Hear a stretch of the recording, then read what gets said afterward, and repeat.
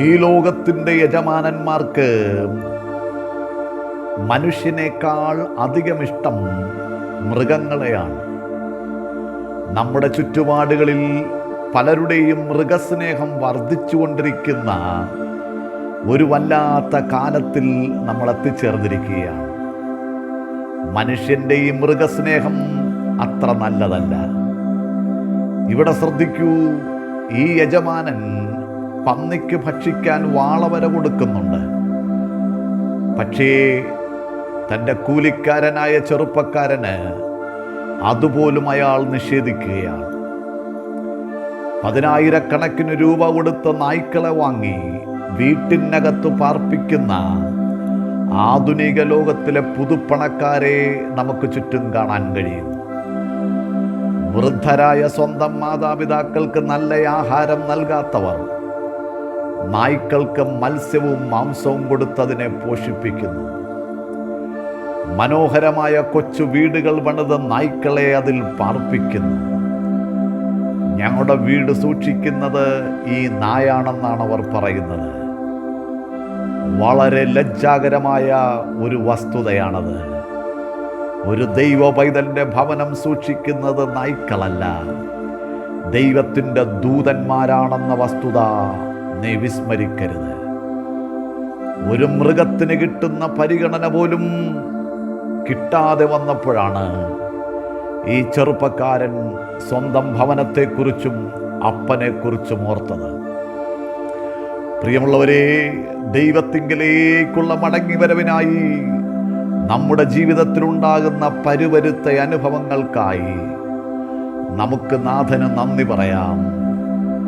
അത്തരം അനുഭവങ്ങൾ നമ്മെ ജീവിതത്തിൻ്റെ പച്ചയായ യാഥാർത്ഥ്യങ്ങളിലേക്ക് നയിക്കുന്നവയാണ്.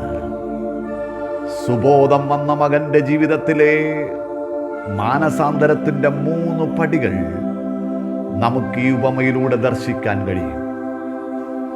ഒന്നാമതായി, താനിന്നായിരിക്കുന്ന അവസ്ഥ അത്യന്തം പരിതാപകരമാണെന്ന് അവൻ മനസ്സിലാക്കി. ഞാൻ വിശപ്പ് കൊണ്ട് നശിക്കുന്നു എന്നവൻ തിരിച്ചറിഞ്ഞു.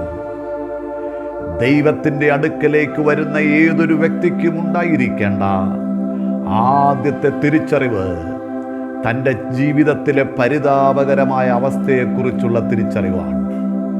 ഞാൻ നാശത്തിൻ്റെ വക്കിലാണെന്ന് തുറന്ന് സമ്മതിക്കാത്ത ഒരാൾക്കും രക്ഷകനെ കണ്ടെത്തുവാൻ കഴിയുകയില്ല. ഞാൻ രോഗിയാണെന്ന് സ്വയമായി തോന്നാത്തിടത്തോളം ഒരു രോഗിയും വൈദ്യനെ തേടാൻ ശ്രമിക്കാറില്ല. കുരുടനായ ബർത്തിമായി കാഴ്ച കിട്ടിക്കഴിഞ്ഞപ്പോൾ തൻ്റെ പുതപ്പിട്ടും കളഞ്ഞ് ചാടി എഴുന്നേറ്റു. കാഴ്ച കിട്ടിയപ്പോഴാണ് താൻ ഇരുന്നിരുന്ന സ്ഥലത്തിൻ്റെ ശോച്യാവസ്ഥ അയാൾ തിരിച്ചറിഞ്ഞത്.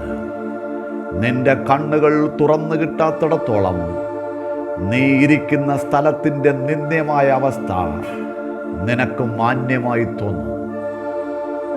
നല്ല വസ്ത്രം ധരിച്ചതുകൊണ്ടോ വിലയേറിയ വാഹനത്തിൽ സഞ്ചരിച്ചതുകൊണ്ടോ കൊട്ടാര സമാനമായ വീട്ടിൽ പാർത്തതുകൊണ്ടോ ദൈവത്തിൻ്റെ മുമ്പിൽ ആരും മാന്യരാവുകയില്ല. പാപത്തിൽ നിന്നുള്ള മാറിപ്പോക്കാണ് ഒരുവനെ ദൈവസന്നിധിയിൽ മാന്യനാക്കി മാറ്റുന്നത്. കാലപ്പഴക്കത്തിൽ മാഞ്ഞു കിട്ടുന്നതല്ല പാപം. കാലം എത്ര കഴിഞ്ഞാലും നീ ചെയ്ത പാപങ്ങൾ ദൈവത്തിൻ്റെ മുമ്പിലുണ്ടാവും. നമ്മൾ അവയെക്കുറിച്ച് മറന്നുപോയാലും ദൈവമുമ്പാകെ അത് മറന്നുപോകുന്നില്ല.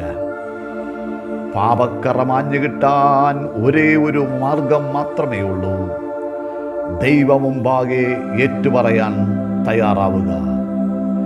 ദൈവത്തിൻ്റെ മുമ്പിൽ സമർപ്പിതമായ ഒരു ജീവിതത്തിലേക്ക് നടന്നെടുക്കാൻ ശ്രമിക്കുക.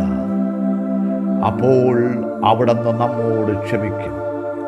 നമ്മുടെ പാപം എത്ര കടുഞ്ചുവപ്പാവിലും അവിടുന്ന് അതിനെ ഹിമം പോലെ വെളുപ്പിക്കും. യേശുവിൻ്റെ രക്തം സകല പാപവും പോക്കി നമ്മെ ശുദ്ധീകരിക്കുന്നു. ആമേൻ, ആമേൻ, ആമേൻ.